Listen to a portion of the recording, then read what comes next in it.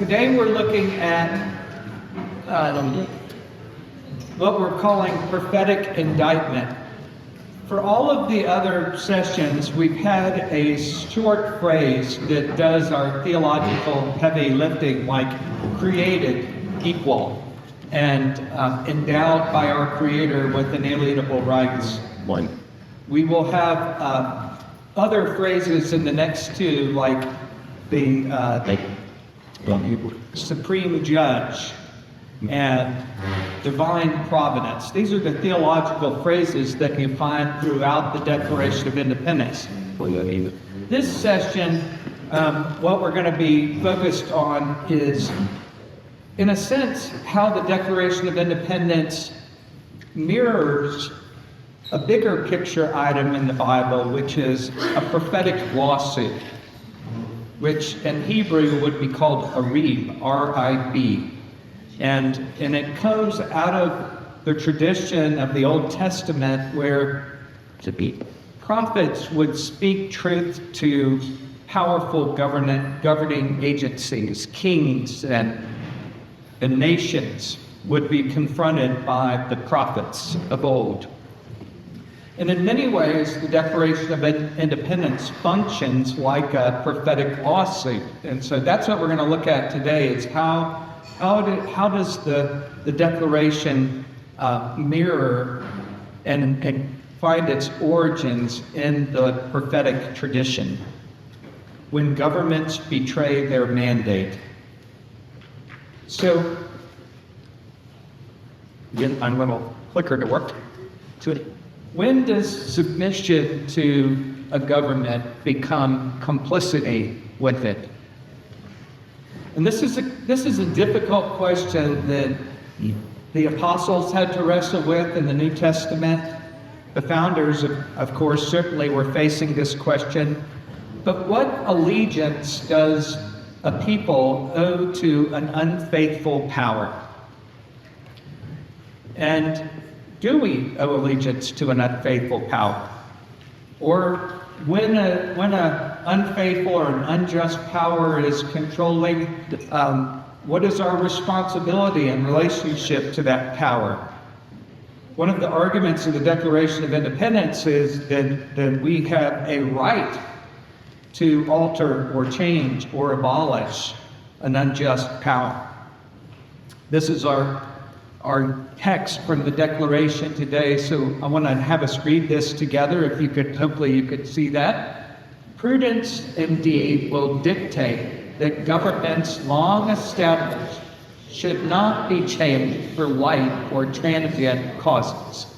But when a long train of abuses and usurpations pursuing invariably the same object evinces be designed to reduce them under absolute despotism, it is their right, it is their duty to throw off such government and to provide new guards for the future security. That was a mouthful. A lot of words we don't probably use in our everyday talking to one another. Later this week, work usurpations into a conversation. I dare you. That's going to happen. That would be kind of fun, wouldn't it? Try to work some of these evinces. That's a good one. Yeah. Usurpations. I'm going to try to do that later this week.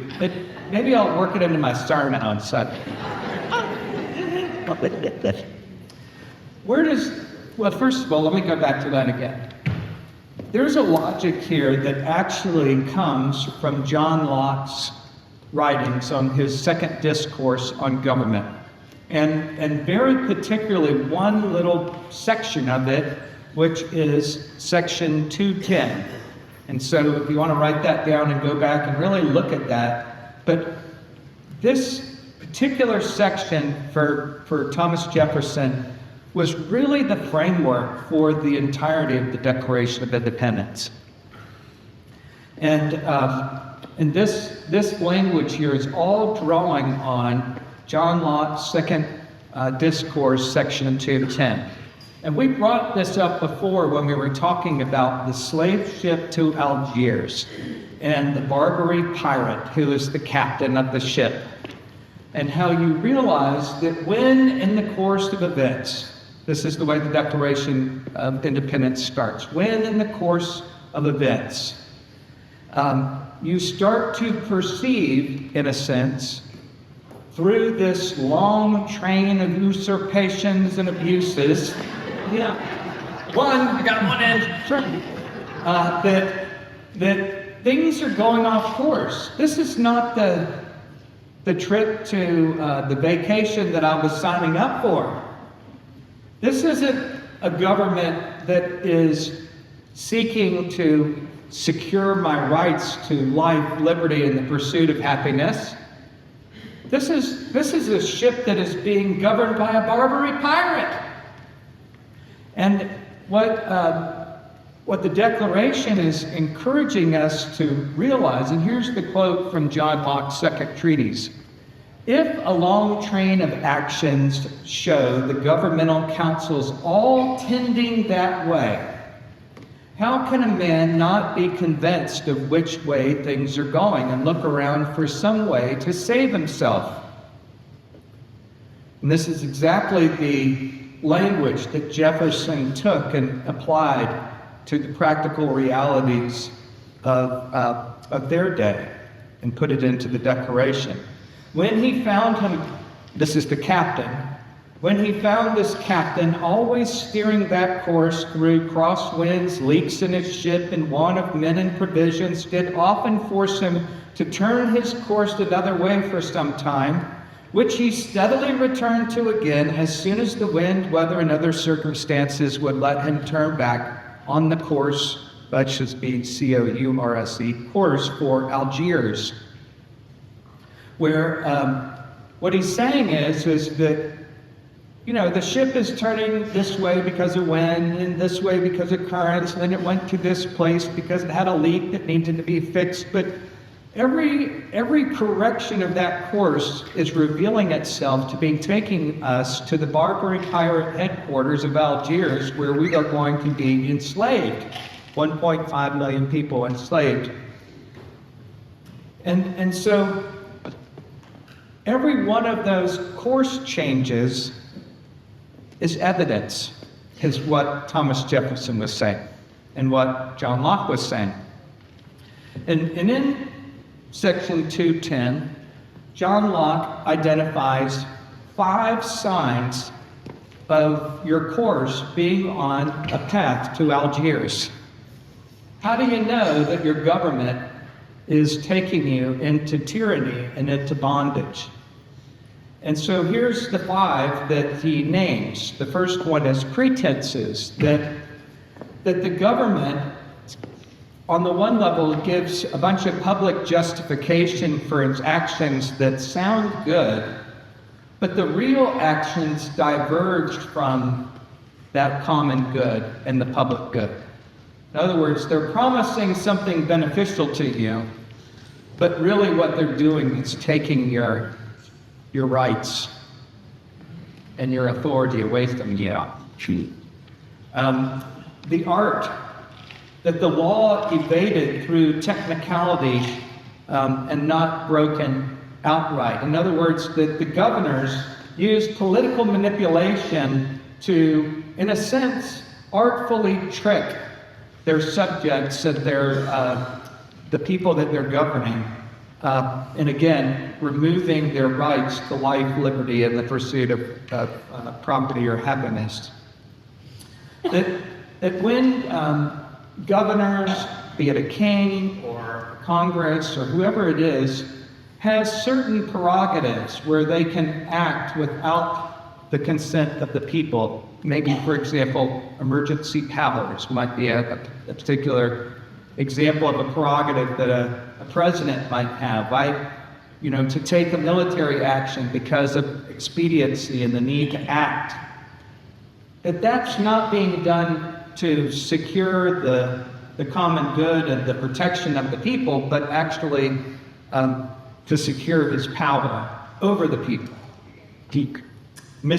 Abuse of prerogative. And of course, corruption, where you're bringing the the judges or the legislators or any of the governors or the powers under your pay so that you can control their decision making and make sure that you have the authority over those officials that are chosen and rewarded by their loyalty to you and not to justice. Corruption. And experiments that over time the tyrant will test arbitrary abuses of power and just see how far he can push it in order to then test another one and test another one. And it's a slow creep, like the frog being boiled in the frying pan. You slowly turn up the heat and the frog doesn't notice, right? It doesn't jump out. No single one of these would necessarily be a sign of tyranny. But the argument of the Declaration of Independence is that, and this was John Locke's argument, that when you start to see all five of them, that when you start to see a long train of these kinds of abuses, there's a good chance that you're on your slave ship to Algiers. And it's very reasonable to come to that conclusion as you have looked at the signs. And so a section of the Declaration of Independence that is often skipped and not really read is the 27 grievances that are listed in the Declaration. And they're in your book, if you want to go back and read them. I'm not going to have us read through all those today, but let's see, I have the text of the Declaration. It's on page 22 and 23 of the consolidated book, but it takes up 2 pages, the 27 grievances. Things like, to prove this, let facts be submitted to a candid world. He's refused to assent to laws, the most wholesome and necessary for the public good. He's talking about King George III. He has forbidden his governors to pass laws of immediate and pressing importance unless suspended in their operation until his assent should be obtained, and when so suspended, he's utterly neglected to attend to them. He has refused to pass other laws for the accommodation of large districts of people. And you might read this when you're trying to go to sleep tonight. It's pretty, it's technical, but the interesting thing about it is it all really is following Locke's logic.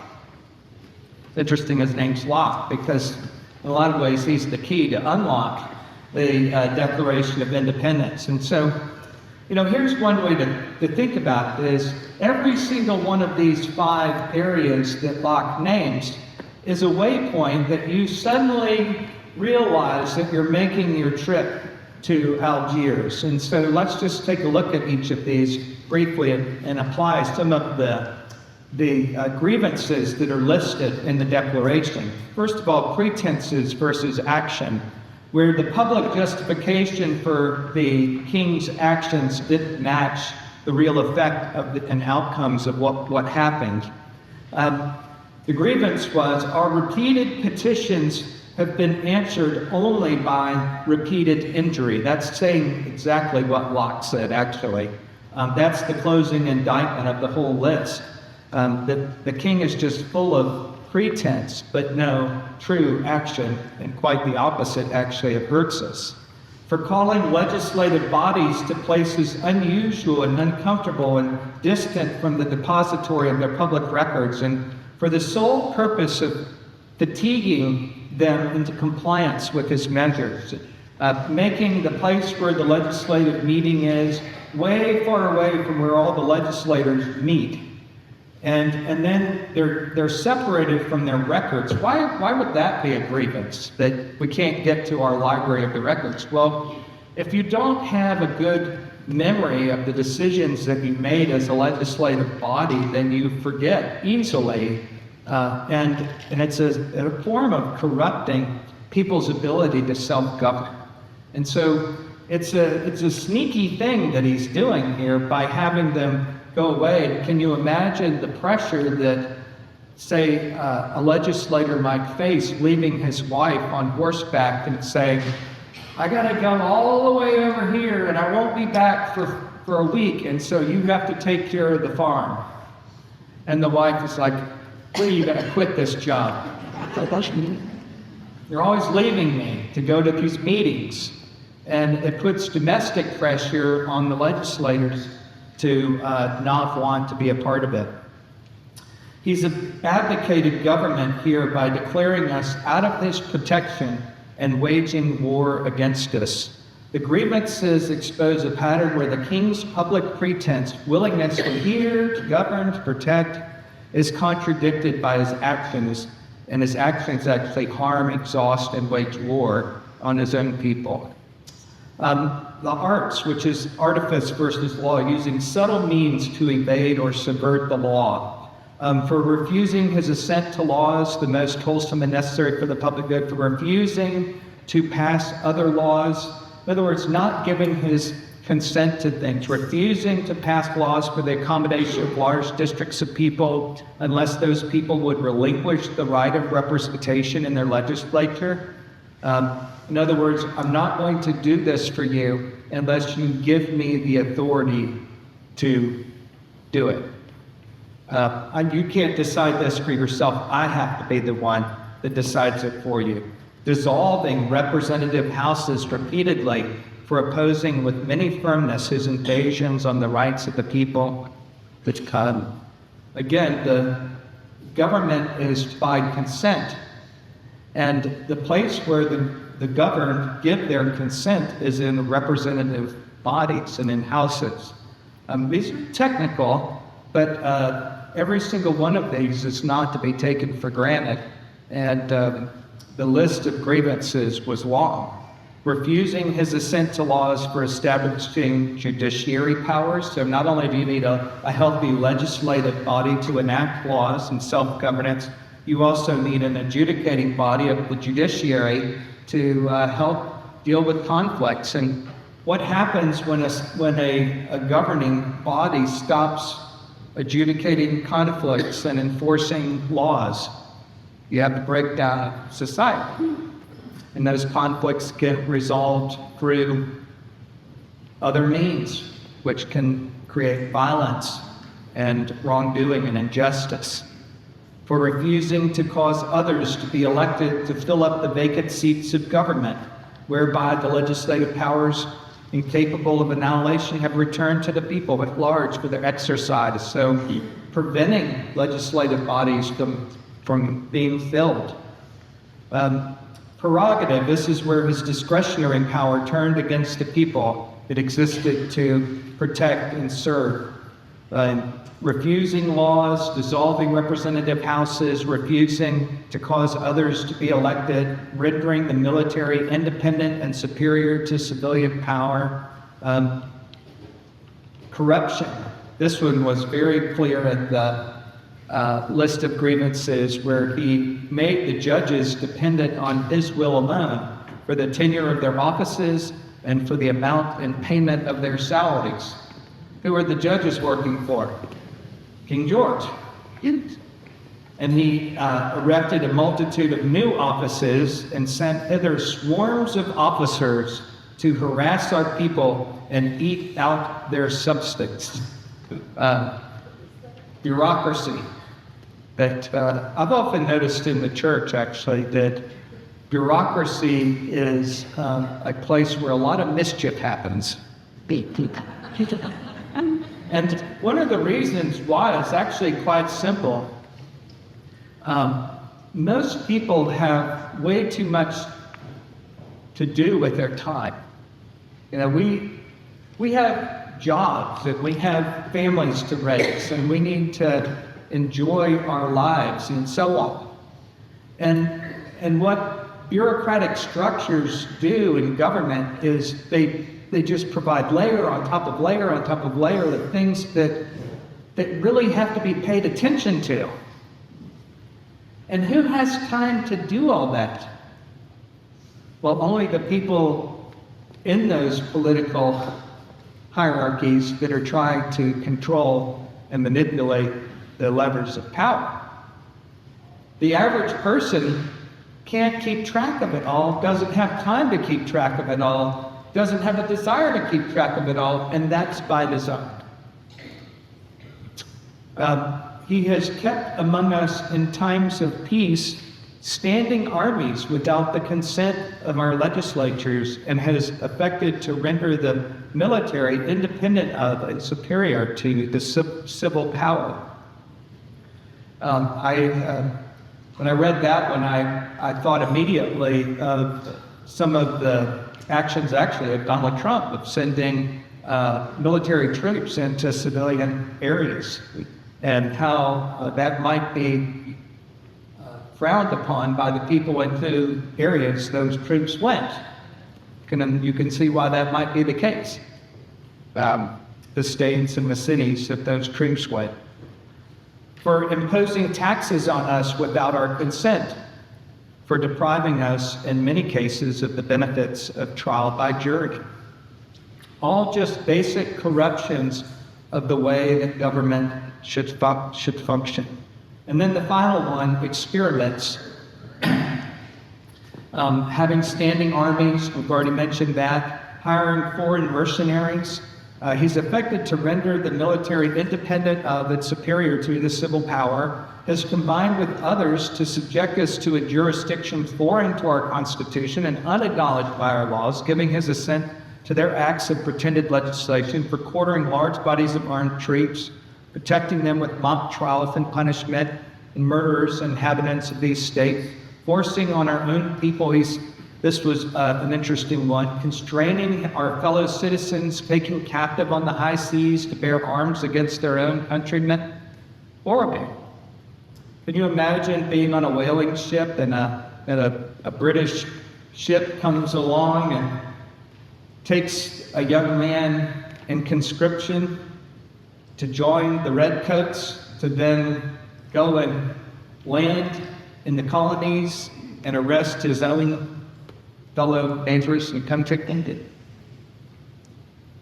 You are now working for the British government, even though you are from that land.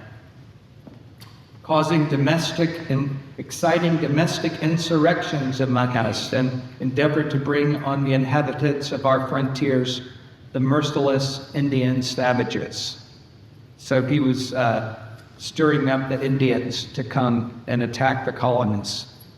And also, this was in one of the grievances that got edited out. We'll talk about it in a minute, but I'm doing the same thing with the slaves. So these grievances demonstrate a deliberate pattern of testing how far arbitrary powers go and can be pushed, and each experiment more severe than the last until free people are brought under full subjection. And that's the idea that John Locke was getting at, and this is exactly the argument of the Declaration of Independence, that there's this long train of usurpations and abuses, and when you put together the list of all 27 of these things, it's blatantly obvious that the king is a tyrant, that he's a Barbary tyrant. And so, shifting gears a little bit, this type of indictment against a nation or a governing authority is a very biblical thing, actually. In the Hebrew scriptures, and I already mentioned this, it's called a reed, a prophetic lawsuit. And there will often be a summons of some kind that is calling the people to whom the prophet is speaking to attention. And sometimes that would be in the form of the word woe. Woe to you, King of Israel, or woe to you, King of Judah, or woe to you, people of Egypt, or whoever it is that the prophet is addressing. He would appeal for their attention. And then there would be a summoning of divine witnesses and angelic witnesses and the witnesses of the nations. It's a calling of heaven and earth to give ear and pay attention to the grievances that are about to be listed. And the prophet would often go through a list of charges against a nation or a king or a people. Specific violations either against, and this would be the case if it was Israel, violations against the Torah, God's law through Moses, or if it was one of the nations, violations against natural law and places where just the laws of God have been written on the hearts and minds of all of humanity. And the prophets did both. They appealed to both sets of laws, the revealed law through Moses and also the natural law that was written on the hearts of men that we talked about in our last session. And so the prophets would list charges based on those laws, and they would come out with some type of verdict of what God's judgment would be, and that could be in the form of an earthquake, or a plague, or an invading army, or a whole lot of other things, crop failure. But the biggest threat to the people of Israel was always that you will end up back in slavery again, that you're going to go into exile, is the technical term in the Bible. And there's a repeated history that happens with the Israelites in the Old Testament where they're constantly being corrupted by their immorality and their practices and their violations of God's law and their idolatry. And the prophets will come and they'll say, here's what I have against you. Here are the places where you're violating God's law. You need to repent. You need to turn. And their rebellion, their hardness, their stubbornness leads them to experiencing the consequences that the prophet proclaimed against them. And usually there's a sentence of the consequences announced. And so this is the structure of the Declaration of Independence. There's the appeal to the tribunal, appealing to a witnessing world in one level, to all people of the world, but also appealing to the supreme judge of the world, which we're going to talk about next week. And then today, the 27 specific violations of the king, and at the end of that section, there's also an indictment against the British people in general for putting up with it, even though the people of the colonies have even appealed to the people of England. And then the verdict that George is unfit to be the ruler of the free people, and they're breaking up with him, getting a divorce and dissolving the political bands. And then the sentence is the separation and the independence that is being declared. So in many ways, the founders were not just writing mere politics, but they were writing a prophetic indictment, very similar to the form of Hebrew scriptures. Amos, the prophet, let justice roll down like waters, and righteousness like an ever-flowing stream. Amos was a prophet who was writing to a group of people that during the time of great prosperity for the nation of Judah and Israel, where people were wealthy, commerce was going great, and yet there was injustice in the streets. And so they would go and they would worship and they would have these wonderful, beautiful, flowery praises to God, and yet the widow and orphan and the stranger were being mistreated among them. And Amos is often gone back to by those who are involved in social justice causes. You probably recognize this quote. It's one that Martin Luther King Jr. liked to use. It's a great prophetic book to challenge social injustice.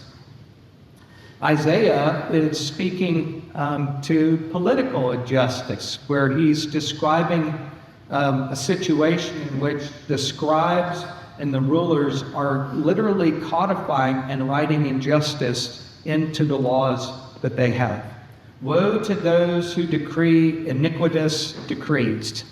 We all know what iniquitous means. There's an L word at a conversation this week. Usurpations and iniquitous.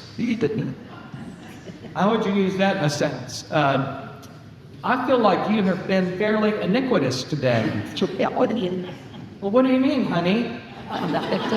You eventually creep. Yeah, You evinced me 3 times?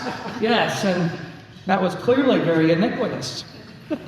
But you know, it's sinful. You know, they're putting injustice and codifying injustice in the decrees, in the writers who keep writing oppression.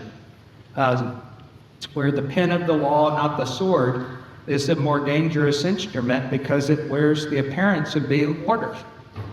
And so, in this prophetic tradition, and this is the tradition of the Declaration, power is always accountable to God.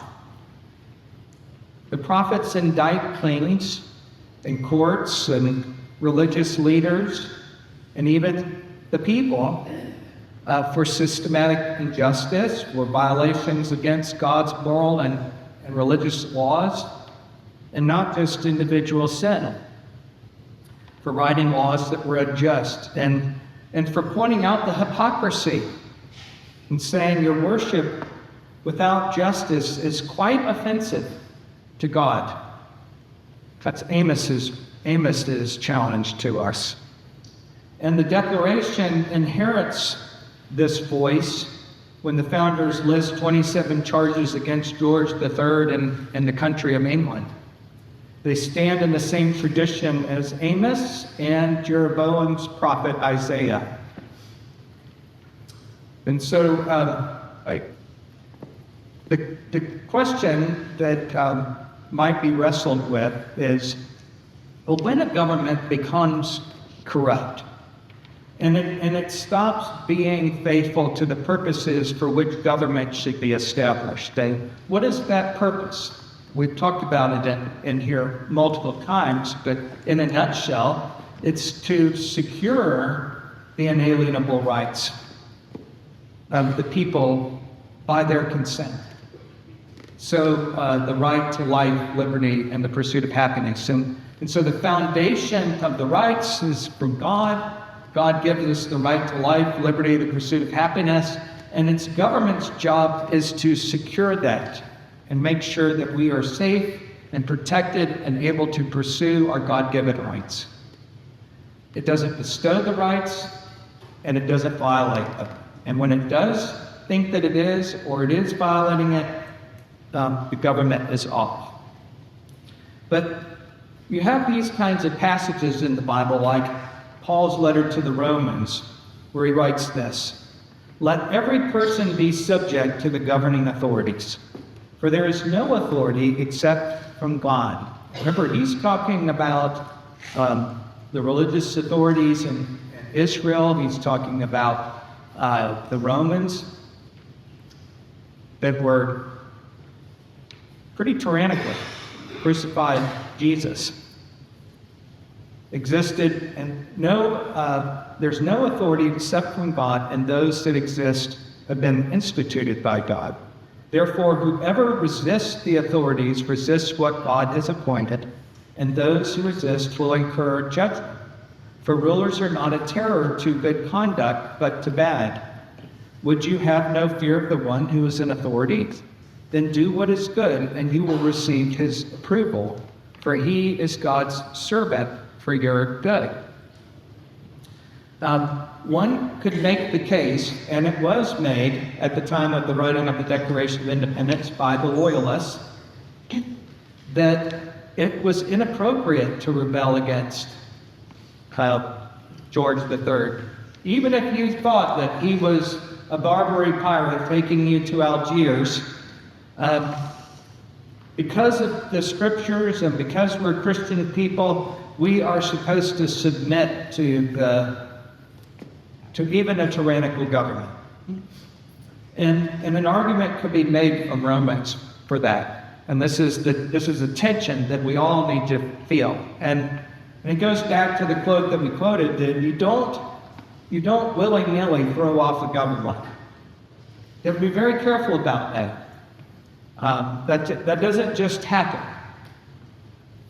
But then you have these kinds of passages as well that were the tension in the New Testament with respect to civil authorities. And of course, the founders would have drawn on this side and put the emphasis on this syllable a little bit more. And when they had brought them, he's talking about Peter and the apostles, were brought in before the Jewish Sanhedrin Council. And they were being told that they needed to stop preaching the name of Jesus. And the high priest questioned them, saying, "We strictly charge you not to teach in this name. Yet here you have filled Jerusalem with your teaching, and you intend to bring this man's blood upon us." But Peter and the apostles answered, "We must obey God rather than men." And so that's the tension, is to what degree do we hold the powers and authorities accountable and stand up to them and differentiate ourselves against governing authorities and maybe even take up arms against them, as in the revolution, or are we to submit to governing authorities, even if they are corrupt and tyrannical, as a type of passive compliance? The church fathers wrestled with these questions, and this was St. Augustine. He said, transgressions against human codes are a different matter. He's talking about rebelling against human laws. He says they vary in accordance with various customs, and they are to be avoided all the same. In other words, we should avoid transgressing against human codes. Generally speaking, you need to obey the laws and follow the rules, lest an agreement be made by citizens or compatriots among themselves and rendered stable by custom and law be violated at the whim of any citizen or foreigner. So he's saying that you can't just violate the laws on whim, because you don't like it, or because it doesn't suit your tastes or your customs. You need to submit to the rules and the human ordinances. But then he has this side, and this is the tension in Christian law thinking. For a part in which fails to harmonize with the whole is a source of mischief. If, on the other hand, here's the other part. If, on the other hand, God commands something which conflicts with the customs or rules of any human society, then it is to be done even if it has never been done there before. In other words, if God commands something, you are to follow it. What God says, even if it conflicts with the human laws. That was Augustine's tension. Generally speaking, if it doesn't conflict with God's law, it is just custom, it's human authority, you submit. But if it conflicts with what God is commanding you to do, you do not submit to it. Pretty clear rule. An unjust law is no law at all, St. Augustine. Human law, this is Thomas Aquinas, human law has the nature of law insofar as it partakes of right reason. Insofar as it deviates from reason, it has the nature not of law, but of what needs to make sense.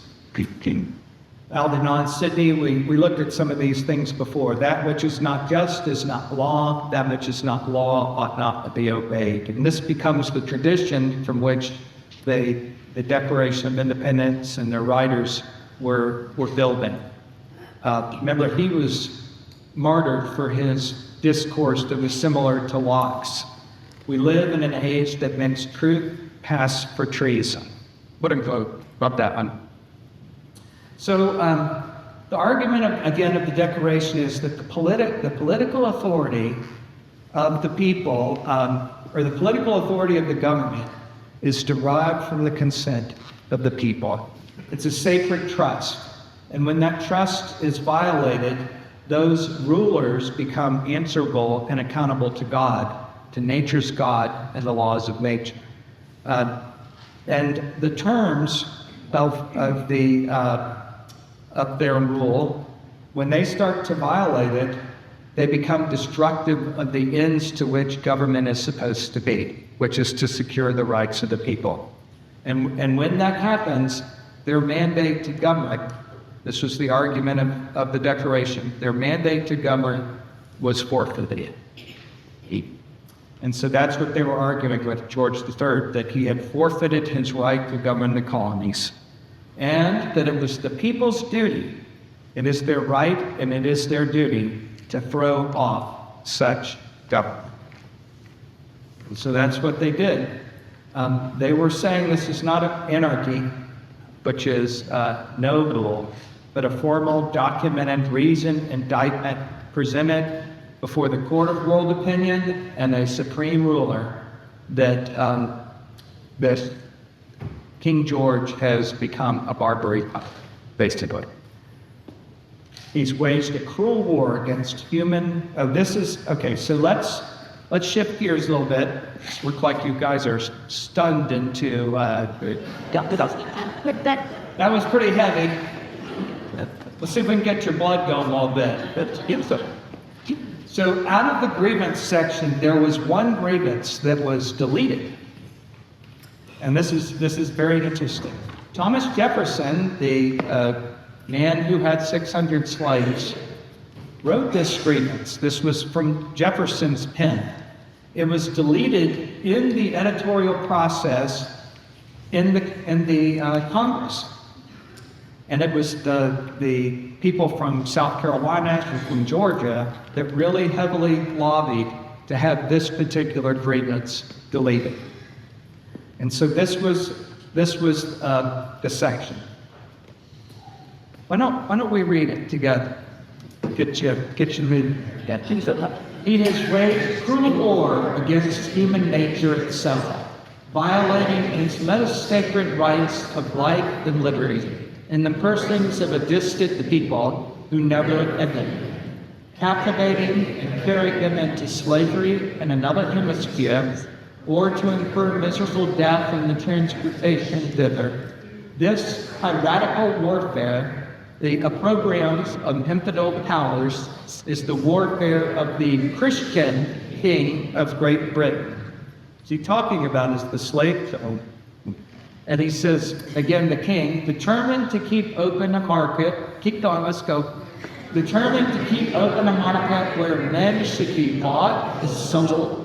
He has prostituted his negative for suppressing every legislative attempt to prohibit or to restrain this execrable commerce.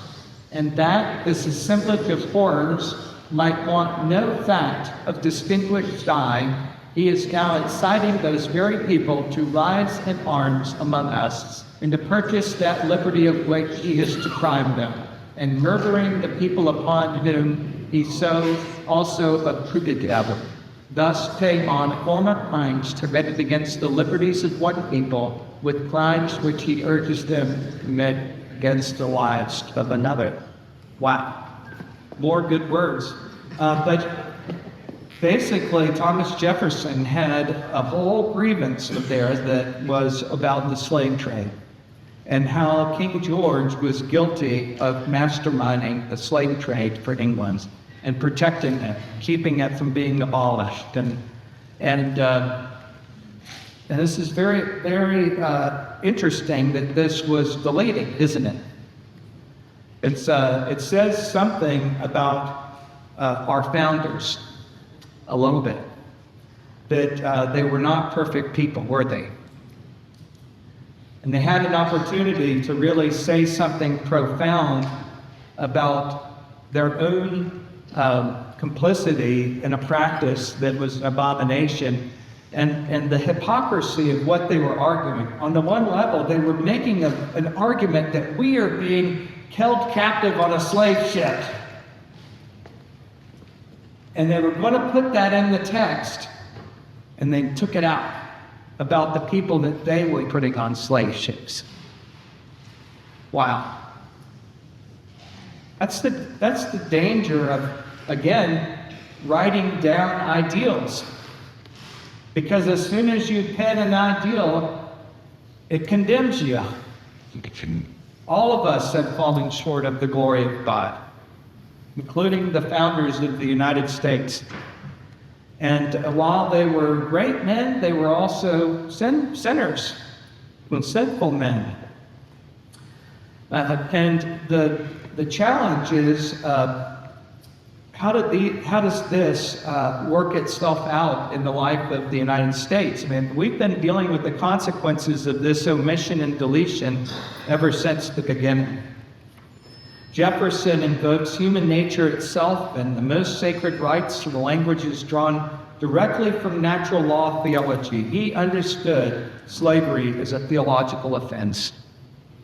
The deletion did not resolve the contradiction, it buried it. And the Christian king of Great Britain, he is appealing to the Bible. Thomas Jefferson was appealing to the Bible and saying, you're being a hypocrite if you call yourself a Christian and you are upholding this slave way. There was a reason he used the word Christian. Jefferson's language is explicitly theological, condemning the slave trade as a betrayal of the Christian faith. And it was rooted in all of the things we've been talking about: Aquinas, Hooker, Augustine, Locke, Algernon, Sidney. And so this was a promise of the Declaration that, of course, was deferred. And we have been answering to this for the entire history of the country. Douglass, Frederick Douglass, Abraham Lincoln, Martin Luther King Jr., all would argue that the Declaration's principles were not negated by this deletion, but this was a promissory note that was not delivered on. And the roots eventually bore fruit and a lot of pain and cost. And the abolition of slavery came at an enormous cost, one of the most brutal wars, the most brutal war our country's ever experienced, the Civil War. This is Frederick Douglass in 1852. He was a black abolitionist who was invited to come and speak to a group of Christian ladies on the day after July 4th and comment about the Declaration of Independence and the celebration of Independence Day like we just had, right? And boy, did he come with a blistering critique of these Christian ladies who piously were also abolitionists. I mean, they were inviting him to come, and they were very much against the, slavery and so on. But I'll just read you some of the speech. Fellow citizens, pardon me. Let's see. Yeah, I have some time. Pardon me, and allow me to ask, why am I called to speak here today? What have I, or those I represent, to do with your national independence? Are the great principles of political freedom and of natural justice embodied in that Declaration of Independence extended to us? And am I therefore called upon to bring our humble offering to the national altar and to confess the benefits and express devout gratitude for the blessings resulting from your independence to us? Would to God, both for your sakes and ours, that an affirmative answer could be truthfully returned to those questions. He says, the sunlight that brought life and healing to you, the Declaration of Independence, has brought stripes and death to me. This 4th of July of yours, not mine, you may rejoice, I must mourn. To drag a man in fetters to the grand illuminated temple of liberty and call upon him to join you in joyous anthems were inhuman mockery and sacrilegious irony. You might as well be the prophet Amos. Yeah. Right? Can you imagine the church ladies? They thought they were bringing in an inspiring speaker, and he was. This is one of the most riveting speeches that was ever given, but it was not a nice speech to the church ladies. Do you mean, citizens, to mock me by asking me to speak today? If so, there's a parallel to your conduct, and let me warn you, it's dangerous to copy the example of the nation of Babylon, whose crimes towering up to heaven were thrown down by the breath of the Almighty, burying that nation in irrecoverable ruin. The Babylonians used to mock the Jewish people by saying, sing us the songs of Jerusalem. There's a whole song in the Psalter about how can we sing the songs of Jerusalem by the waters of Babylon. He's pulling into that history. This is a long speech. I'll just pick a couple more things. He says, there are 72 crimes in the state of Virginia which, if committed by a black man, no matter how ignorant he be, subject him to the punishment of death, while only 2 of these very same crimes will subject a white man to like punishment. There's an example of Isaiah where the laws have been written unjustly. And he says, for the president, it is enough to affirm the equal manhood of the Negro race. Is it not astonishing that while we are plowing, planting, and reaping, using all kinds of mechanical tools, erecting houses, constructing bridges, building ships, working in metal of brass, iron, copper, silver, and gold, that while we're reading, writing, and ciphering, acting as clerks, merchants, and secretaries, having among us lawyers, doctors, ministers, poets, authors, editors, orators, and teachers, that we are engaged in all enterprises common to other men, digging gold in California, capturing the whale of the Pacific, feeding the sheep and cattle on the hillside, living, moving, acting, thinking, planning, living in families as husbands, wives, and children, and above all, confessing and worshiping the Christian God, and looking hopefully for life and immortality beyond the grave, that we are called upon to prove that we are men. Would you have me argue that man is entitled to liberty, that he's the rightful owner of his body? You have already declared it. Where? Declaration of Independence. Must I argue the wrongfulness of slavery? Is that a question for Republicans? Yeah, it's good. That's it. He's got some good points there. Awesome. Talk about. Check this. I do not despair of this country, Frederick Douglass says. The arm of the Lord is not shortened. The doom of slavery is certain. He appealed to the Almighty, which is what people who are oppressed do. They appeal to the supreme judge and call upon him to bring justice in a place where there is oppression.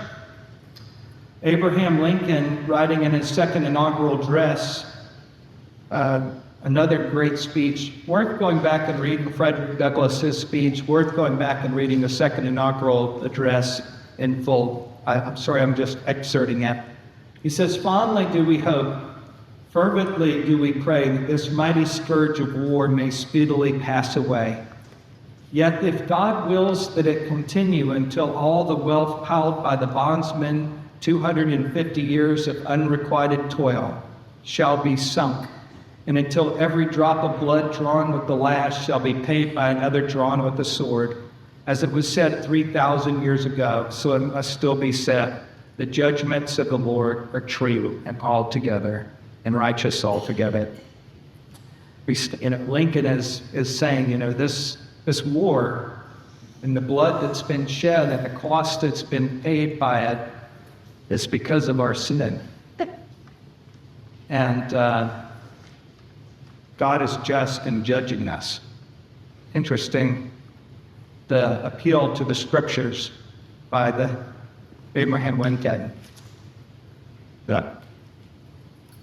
Another more current and more recent example, Alexander Solzhenitsyn. He was one of the great political commentators and philosophers of Russia who was in the middle of giving a political broadcast against the communist regime of his day, and they turned the radio off in the middle of it and arrested him.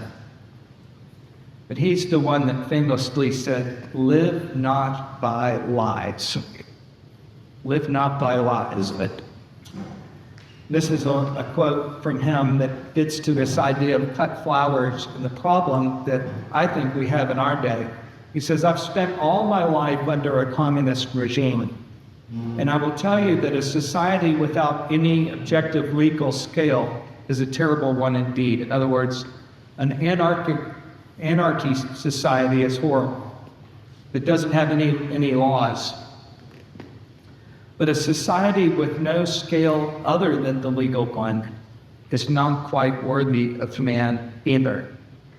In other words, if all you have is the laws and there's no basis in the moral and theological framework that gives those laws their rootedness and their legitimacy, then that is equally as horrible.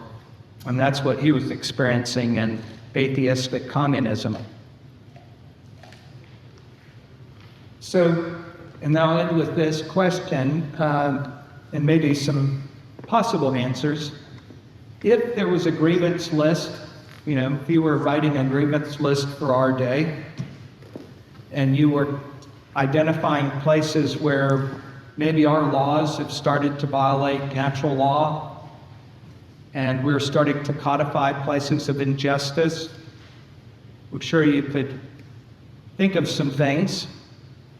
I mentioned Donald Trump's behavior with maybe sending in militaries into civil neighborhoods without the consent of the governors and leaders of those neighborhoods.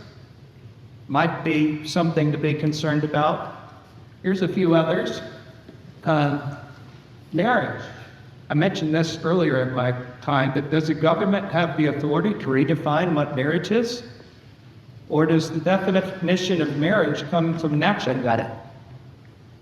Is it a human construct, or is it a divine institution? It's a very important question for us to wrestle with in our day and age. Male and female, what does it mean to be male and female? Male and female, who created them? Can the definition of what a woman is or a man be changed by legal means? Can we codify that in some way, in a way that's other than what natural law codifies it? Or what about the lives of the unborn? Do they have a right to life? Since Roe v. Wade, over 60 million aborted children. Is this a direct violation of the Declaration of Independence, inalienable right from the endowed Creator to life?